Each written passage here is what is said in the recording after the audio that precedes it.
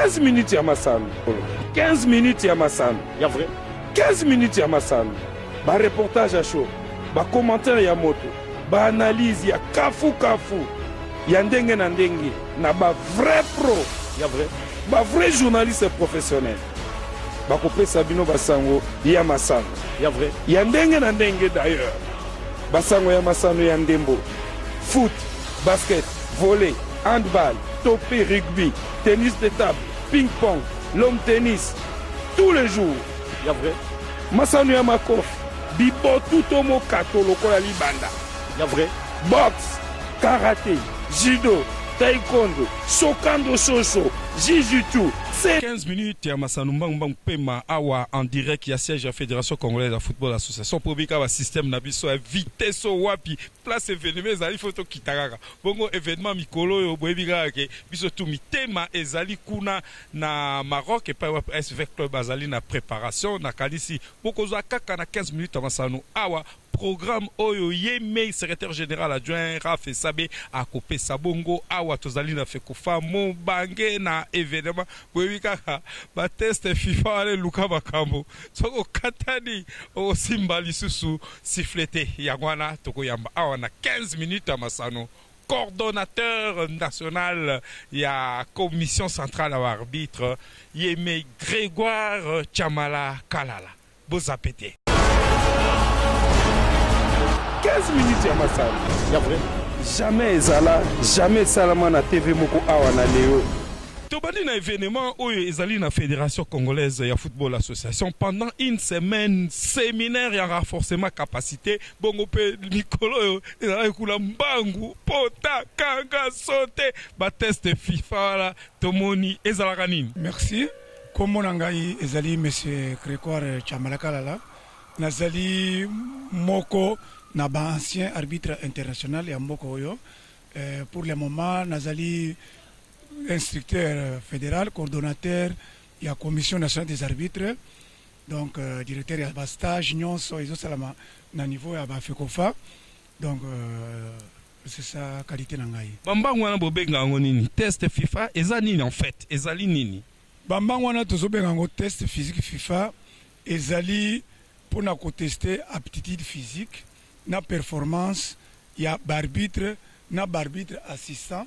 pour na komeka ko affecter bango be ko tia bango na ba championnat national na biso po bako kokosala musala malamu po oyebike soki arbitre to arbitre assistant azana santé ya malamu te azana performance ya bien te ako juger mabe ba faute ako créer ba incident na stade.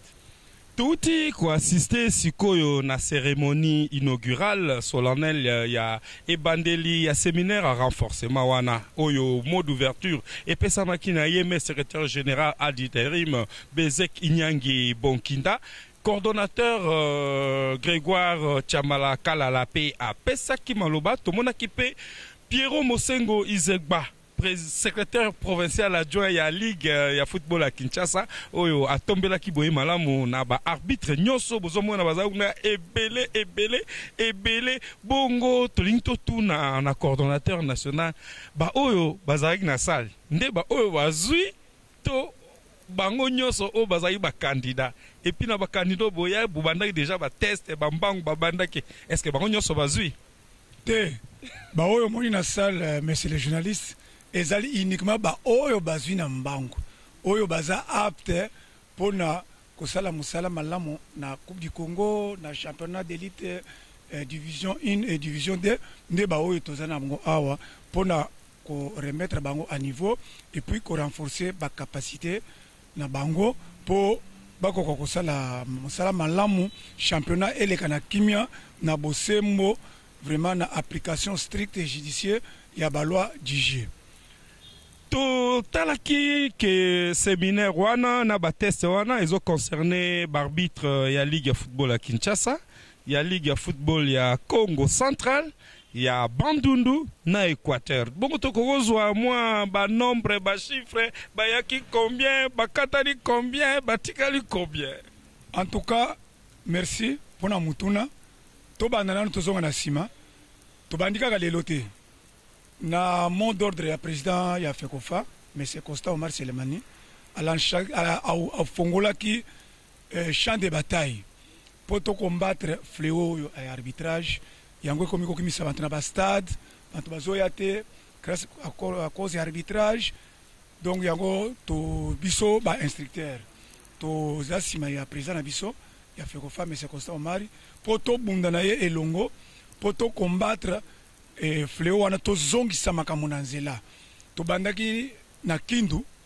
et c'est kani to zwaki 32 arbitres participants,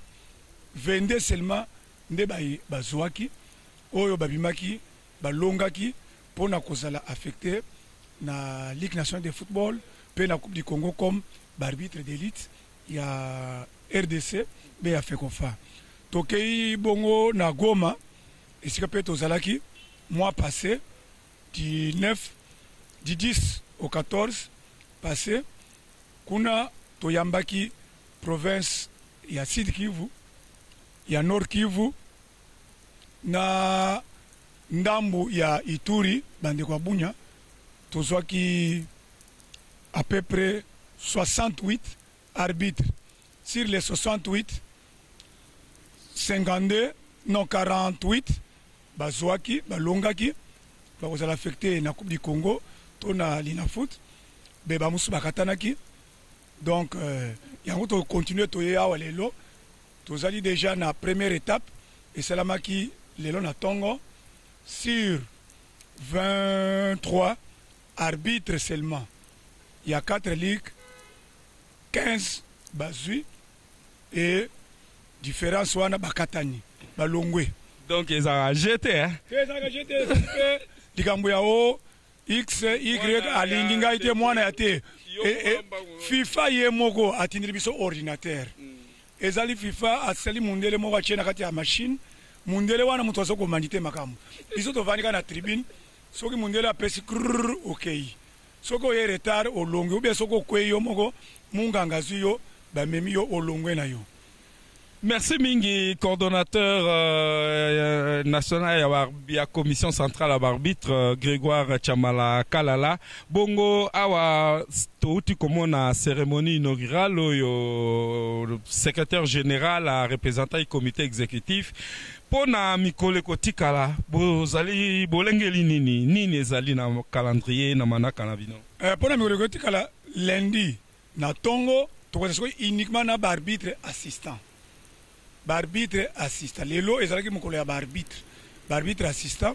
tokoke misepe bango mbango wana test physique oyo bakolonga bakoya kokota na salle oyo bakolonga te bakozonga na baligue na bango bazela ti mokolo toko reprogrammer ba test de rattrapage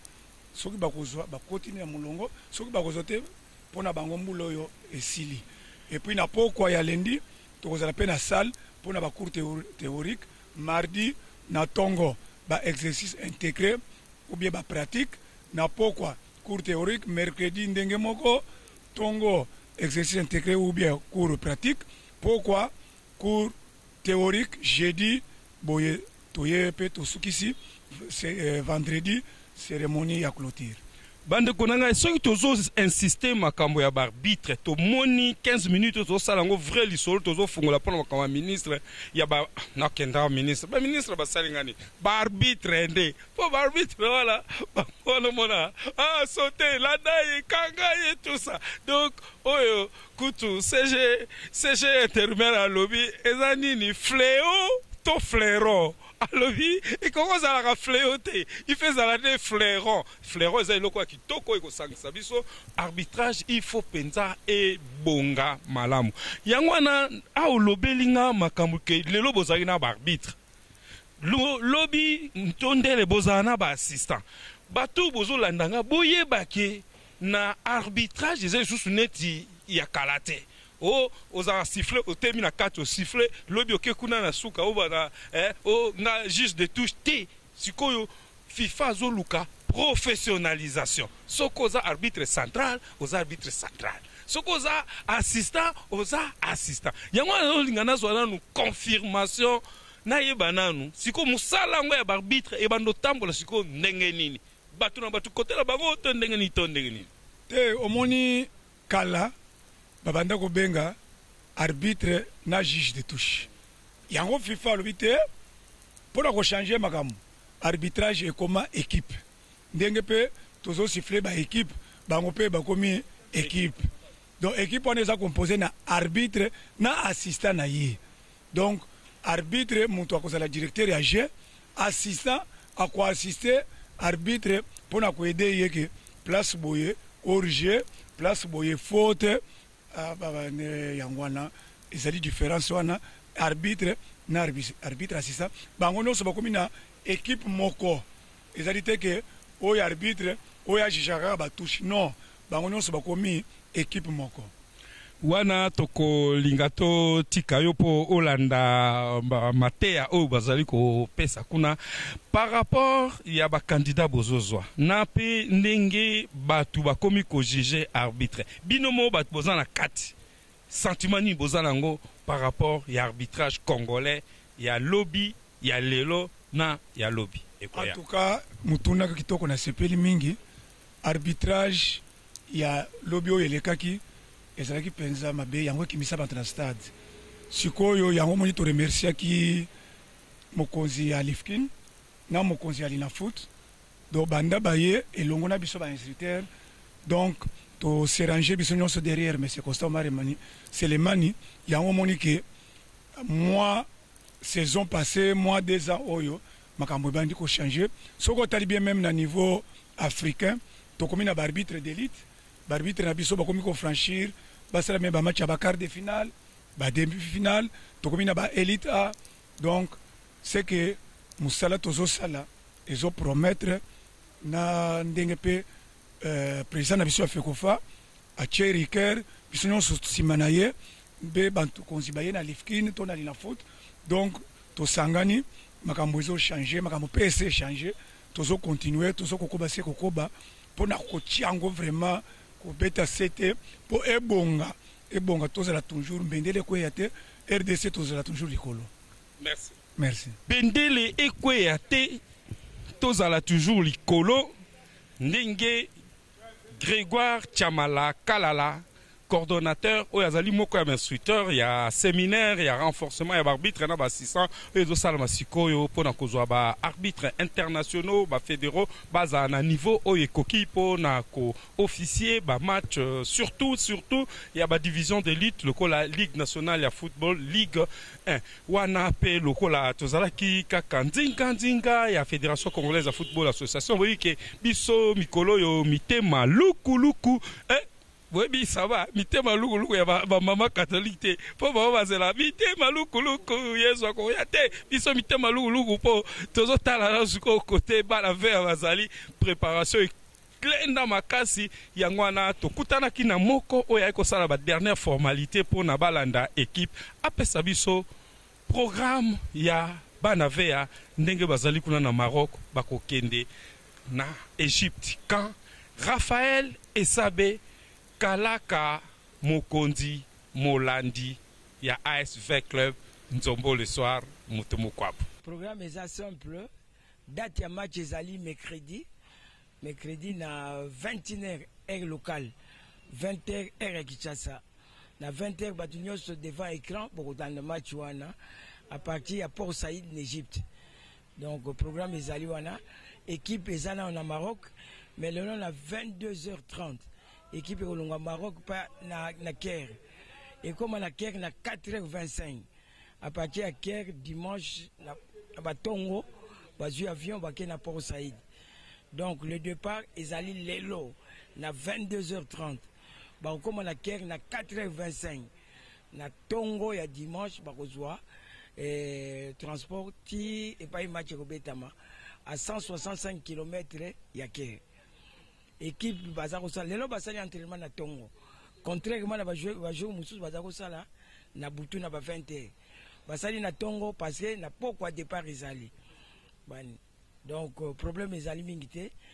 staff médical azako sala nyonso pas récupérer ba malade boyebi ki tozali na absence misato ezalaki kila ezalaki ngonda na petit lenga otobengaka lenga comme on est mukoko tonombe. Donc, ils ont 3 ans à travailler. mais ça car staff technique bango moko bako décider au moment opportun mais l'effectif est au grand complet nyoso baza kuna non télépathie eza ko sala les nyoso baza ko zwa ba message d'encouragement ya bazo etikali awa donc baza sûr et certain que avec cet accompagnement bakokoma musika et apport on les a important banini ba sentir que awa batiki bangote donc distance ezate distance là-bas les a kosala eloko mokote mais bakozonga pas bazonga bien il faut bazonga la résultat malamu bayebi que match et betamaka en aller retour mais si on peut réussir déjà il y a besoin match de sécurité à partir du match aller la kasi bakosala parce que conscient en ligne voilà mental les a bien mon cher tu yebani bien aussi au lobaki yango na yebi que liloba wana tala kaka ndenge za kokende la kanisi toza na processus banini totikali kaka na marche moko to buta marche wana to kokoma le match retour c'est juste nzamba salaka le 2 décembre to kozala Kinshasa coupe ko telema wana na stade ya Marti biso to beti moto ya sali pendant des années le général atombola na coupe wana vraiment et ko salama oyo lobi nzamba yokaka asa yokaki tokomi na suka ya 15 minutes ya masano ya lelo saba toloba la bino nini totombela be bino pourquoi elamu bongo lobi mokolo ya lumingo na 11h tokozongela ngambo oyo kobakisa na mwa bonus oyo esalaka vrai masano oyo esalaka retro hebdo ya 15 minutes ya masano boboto omboka tosepeli mingi na ndenge boza koencourage biso po soki bolandi biso bokokoka biso te tokoma loin ya vrai